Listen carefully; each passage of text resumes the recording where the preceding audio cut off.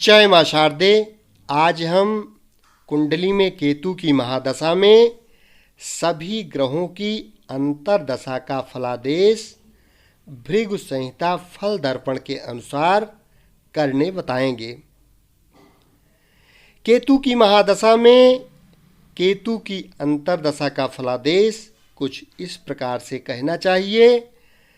भृगु संहिता फल दर्पण के अनुसार केतु की महादशा में केतु की ही अंतर्दशा हो और केतु यदि लग्न भाव यानी कुंडली के पहले भाव, चौथे भाव, सातवें भाव और 10वें भाव में हो या त्रिकोण में हो, 1, 5, 9 में हो या लग्नेश से युत हो तथा भाग्येश या कर्मेश या चतुर्थेश का संबंधी हो तो धन, पुत्र, स्त्री से सुख, राज सम्मान, मानसिक व्यथा, ग्राम व भूमि आदि का लाभ होता है। यदि केतु अपनी नीच राशि में अस्त ग्रह से युत हो या कुंडली के 8वें भाव और 12वें भाव में हो तो हृदय रोग, मानहानि, धन, पशु का नाश, स्त्री पुत्र को कष्ट तथा मनोचांचल्य होता है। केतु यदि द्वितीयेश या सप्तमेश से संबंधित हो अथवा 2, 7 स्थान में हो तो रोग भय, कष्ट तथा अपने बंधुओं का वियोग होता है। दोष की शांति के लिए सप्तशती का पाठ करना चाहिए। मृत्युंजय जप करने पर सुख की प्राप्ति होती है। केतु की महादशा में शुक्र की अंतर्दशा का फलादेश कुछ इस प्रकार से कहना चाहिए। भृगु संहिता फल दर्पण के अनुसार केतु की महादशा में शुक्र की अंतर्दशा हो और शुक्र यदि स्व उच्च में हो या स्वराशि में हो या कुंडली के केंद्र भाव में हो, 1, 4, 7, 10 में हो या त्रिकोण भाव में हो, 1, 5, 9 या 11वें भाव में 10वें से युत हो तो राजा की कृपा, सौभाग्य वृद्धि व वस्त्रादि का लाभ होता है। यदि 9वें से युत हो तो भाग्योदय, नष्ट राज्य का लाभ, वाहन आदि का सुख, सेतु स्नान, देव दर्शन आदि पुण्य कार्य तथा राजा की कृपा से ग्राम, भूमि आदि का लाभ होता है। शुक्र यदि दशेश से केंद्र भाव में या त्रिकोण भाव में या 3, 11 में हो तो आरोग्य, सुख, घर में कल्याण व भोजन, वस्त्र, वाहन आदि की प्राप्ति होती है। यदि दशेश से 6, 8, 12 में पाप ग्रह से युत होकर शुक्र रहें तो अकारण कलह, धन हानि व पशुओं को पीड़ा होती है। यदि नीच में या नीचस्थ ग्रह के साथ या लग्न से 6, 8 में शुक्र रहें तो बंधुओं से विवाद, मस्तक, नेत्र, हृदय में रोग, मानहानि, धन नाश तथा पशु और स्त्री पुत्र को पीड़ा होती है। यदि शुक्र द्वितीयेश या सप्तमेश रहें तो शरीर में पीड़ा व मानसिक व्यथा होती है। शांति के लिए दुर्गा सप्तशती का पाठ करना चाहिए। कपिला गऊ और महसी का दान करने पर आरोग्य प्राप्ति व आयु की वृद्धि होती है। केतु की महादशा में सूर्य की अंतर्दशा का फलादेश कुछ इस प्रकार करना चाहिए। भृगु संहिता के अनुसार केतु की महादशा में सूर्य की अंतर्दशा हो और सूर्य यदि स्व उच्च में या स्वराशि में या केंद्र त्रिकोण में या 11वें भाव में शुभ ग्रह से युत दृष्ट हो तो धन लाभ, राजकृपा, पुण्य कार्य और अभीष्ट कार्य की सिद्धि होती है। यदि सूर्य लग्न से 8वें और 12वें भाव में पाप ग्रह से युत रहे तो उसकी अंतर्दशा में राजभय, मातृ पितृ वियोग, विदेश गमन, चोर, सर्प व विष से पीड़ा, राजदंड, मित्रों से बैर, शोक और ज्वर आदि रोग होता है। यदि सूर्य दशेश से केंद्र त्रिकोण में या 2-11 में हो तो देह सुख, धन लाभ, पुत्र लाभ, संतोष, सब कार्यों की सिद्धि तथा लघु ग्राम का स्वामित्व प्राप्त होता है। यदि सूर्य दशेश से 8-12 में पाप ग्रह से युत हो तो भोजन में व्यवधान, भय, धनहानि, पशुहानि, अंतर्दशा के मध्य में कष्ट तथा दशा के अंत में कुछ शुभ भी होता है। यदि सूर्य द्वितीयेश या सप्तमेश हो तो अपमृत्यु भय होता है। दोष की शांति के लिए सुवर्ण और गोदान करने पर सूर्य की कृपा से सुख प्राप्त होता है। केतु की महादशा में चंद्रमा की अंतर्दशा का फलादेश कुछ इस प्रकार से कहना चाहिए। भृगु संहिता के अनुसार केतु की महादशा में चंद्रमा की अंतर्दशा हो और चंद्रमा यदि स्व उच्च में हो या स्वराशि में हो या केंद्र भाव, त्रिकोण भाव या 11वें भाव में और दूसरे भाव में हो तो राजा से सम्मान,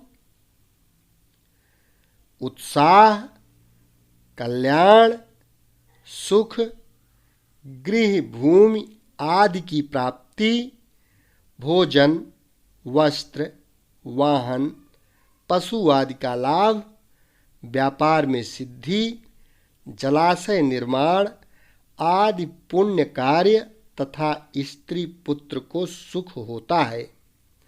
यदि पूर्ण चंद्रमा हो तो पूर्ण सुख प्राप्त होता है।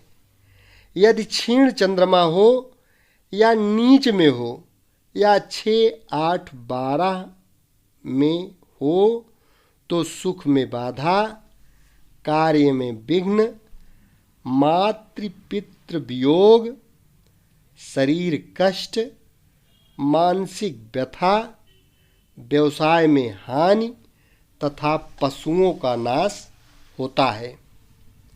यदि चंद्रमा दशेश से केंद्र में या त्रिकोण में या 11वें भाव में बली रहे तो कृषि, गौ और भूमि की प्राप्ति, इष्ट बंधु समागम, उनके द्वारा कार्य की सिद्धि, घर में दूध दही आदि की वृद्धि, दशा के आरंभ में शुभ फल, मध्य में राजा से प्रेम तथा दशा के अंत में राजभय, विदेश यात्रा या दूर यात्रा से बंधुओं द्वारा सम्मान मिलता है।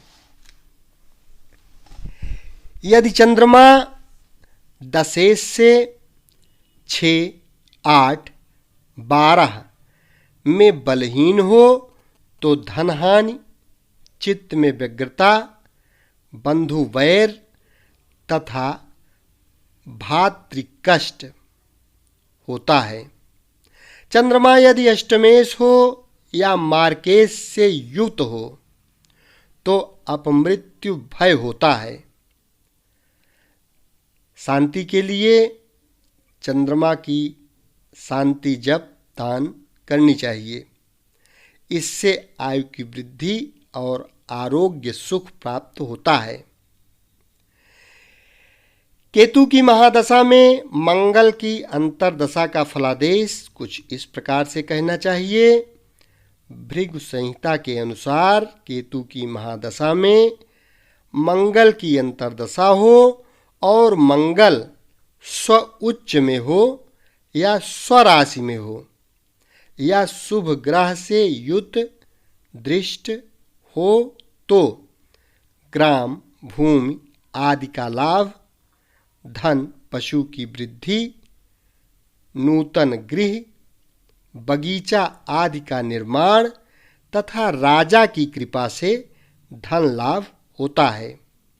यदि नवमेश या दशमेश से मंगल का संबंध हो तो निश्चय ही भूमि लाभ और सुख होता है। दशेश से केंद्र में या त्रिकोण में या 3-11 में मंगल हो तो राजा से सम्मान, लोक में सुयश तथा पुत्र मित्र आदि से सुख होता है। यदि दशेश से 8-12-2 में मंगल रहे तो मृत्यु भय, विदेश यात्रा में बाधा, प्रमेह, मूत्रकृच्छ आदि रोग, चोर और राजा से भय, विवाद और मनोव्यथा युक्त कुछ सुख भी प्राप्त होता है। मंगल यदि द्वितीयेश या सप्तमेश हो तो ताप, ज्वर और विष भय, स्त्री को कष्ट, मानसिक व्यथा और अपमृत्यु भय होता है। शांति के लिए वृषदान करने पर भौम की कृपा से सुख और संपत्ति की प्राप्ति होती है। केतु की महादशा में राहु की अंतर्दशा का फलादेश कुछ इस प्रकार से कहना चाहिए। भृगु संहिता के अनुसार केतु की महादशा में राहु की अंतर्दशा हो और राहु यदि अपने उच्च में या स्वराशि में या मित्र राशि में या लग्न से केंद्र भाव 1-4-7-10, त्रिकोण भाव 1-5-9 में हो या 11वें भाव में हो, तीसरे भाव में हो, दूसरे भाव में हो तो धन की वृद्धि, यवन राजा से धन धान्य पशु ग्राम भूमि आदि प्राप्त होता है। अंतर्दशा के शुरुआत में कुछ क्लेश तथा मध्य व अंत में सुख होता है। केतु की महादशा में देवगुरु बृहस्पति की अंतर्दशा का फलादेश कुछ इस प्रकार से कहना चाहिए। भृगु संहिता के अनुसार राहु 8 या 12वें भाव में यदि पाप ग्रह से युक्त दृष्ट रहे तो बहुमूत्र रोग, देह दौर्बल्य, शीत ज्वर, विष भय, चौथिया ज्वर, उपद्रव, कलह, प्रेम, प्रमेह तथा शूल रोग होता है। यदि 2-7 में राहु हो तो क्लेश भय होता है।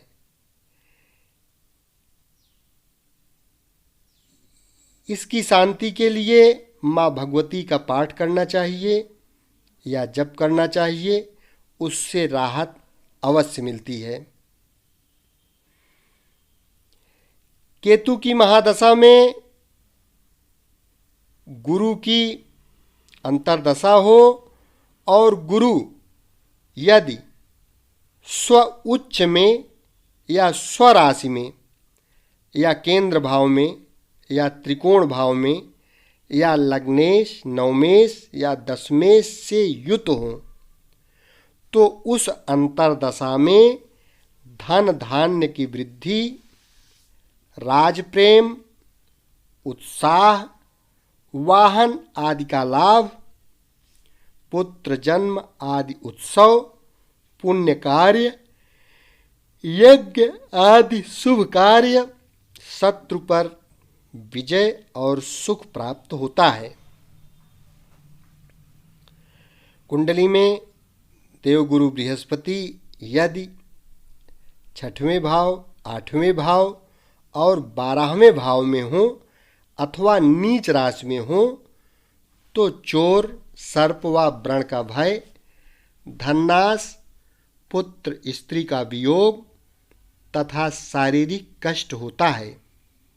दशा के प्रारंभ में कुछ शुभ फल होता है परंतु अंत में निश्चय ही अशुभ फल होता है।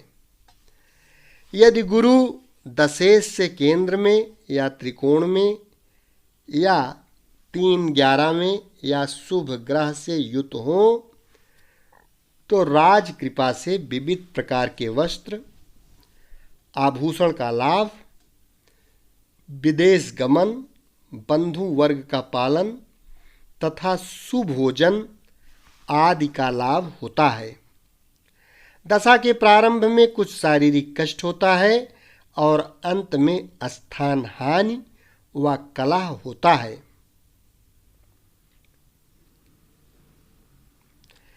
यदि गुरु द्वितीयेश या सप्तमेश रहें तो अपमृत्यु का भय होता है।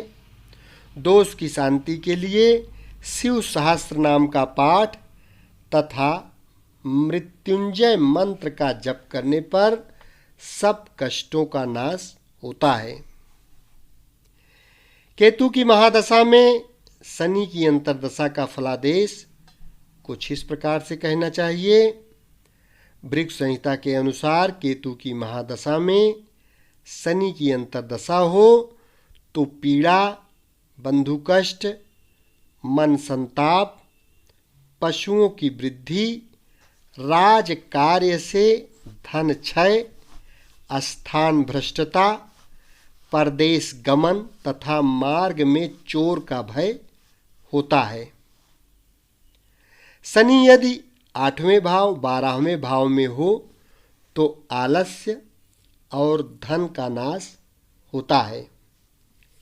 यदि शनि मीन से त्रिकोण, कर्क वृश्चिक में, तुला में, अपनी राशि में लग्न से केंद्र भाव, त्रिकोण भाव में, तीसरे और 11वें भाव में, शुभ नवांश में अथवा शुभ ग्रह से युत दृष्ट हो तो सभी कार्य की सिद्धि, स्वामी से सुख लाभ, यात्रा सुख, ग्राम सुख, संपत्ति की वृद्धि तथा अपने राजा का दर्शन होता है। यदि शनि दशेश से 6, 8वें और 12वें भाव में पाप ग्रह से युत हो तो शारीरिक कष्ट होता है, मन में संताप, कार्य में बाधा, आलस्य, मान हानि तथा मातृ पितृ का मरण होता है। यदि शनि द्वितीयेश या सप्तमेश हो तो अपमृत्यु भय होता है। दोष की शांति के लिए तिल से होम करें। काली गाय का दान तथा महिष दान करने पर आरोग्य की प्राप्ति होती है। केतु की महादशा में बुध की अंतर्दशा का फलादेश कुछ इस प्रकार से कहना चाहिए।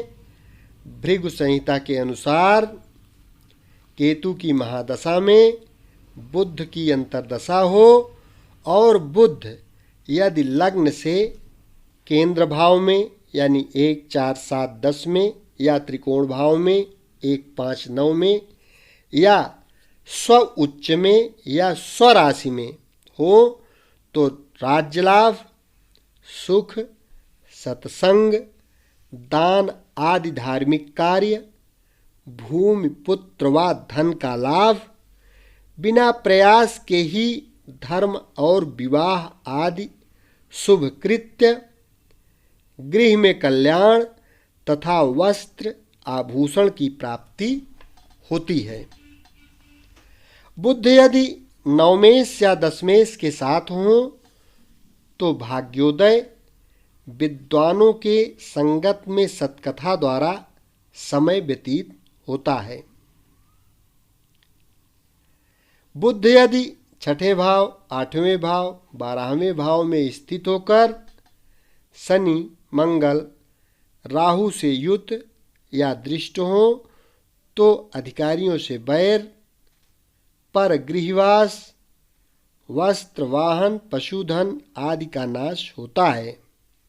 दशा के प्रारंभ में कुछ शुभ फल, मध्य में विशेष सुख तथा अंत में अशुभ फल अर्थात स्त्री, पुत्र आदि को कष्ट होता है। बुध यदि दशेश से केंद्र भाव में या त्रिकोण भाव में या 11वें भाव में हो तो आरोग्य सुख, पुत्र सुख, ऐश्वर्य में वृद्धि, भोजन वस्त्र की प्राप्ति तथा व्यापार से अधिक लाभ होता है। बुध यदि दशेश से छठवें भाव, 8वें भाव, 12वें भाव में स्थित होकर निर्बल रहें तो अंतरदशा आरंभ में कष्ट, स्त्री पुत्र को पीड़ा व राजभय, मध्य में तीर्थ यात्रा होती है। बुध यदि द्वितीयेश या सप्तमेश हो तो अपमृत्यु भय होता है। दोष की शांति के लिए विष्णु सहस्र नाम का पाठ करना चाहिए। इससे भगवान की कृपा से सुख प्राप्त होता है। विंशोत्तरी महादशा में, बुध की महादशा में सभी ग्रहों की अंतर्दशा का फलादेश इस प्रकार से इस वीडियो के माध्यम से आप कर सकते हैं, जो कि हमने भृगु संहिता से बताया है आपको। यदि चैनल को अभी तक सब्सक्राइब न किए हों तो कृपया इस चैनल को सब्सक्राइब कर लें, क्योंकि संपूर्ण वैदिक ज्योतिष सीरियल वाइज क्रमबद्ध तरीके से आपको इस चैनल पर प्लेलिस्ट में मिल जाएगा, वह भी एकदम फ्री में आप ज्योतिष सीख सकते हैं। शेष अगले भाग में। धन्यवाद।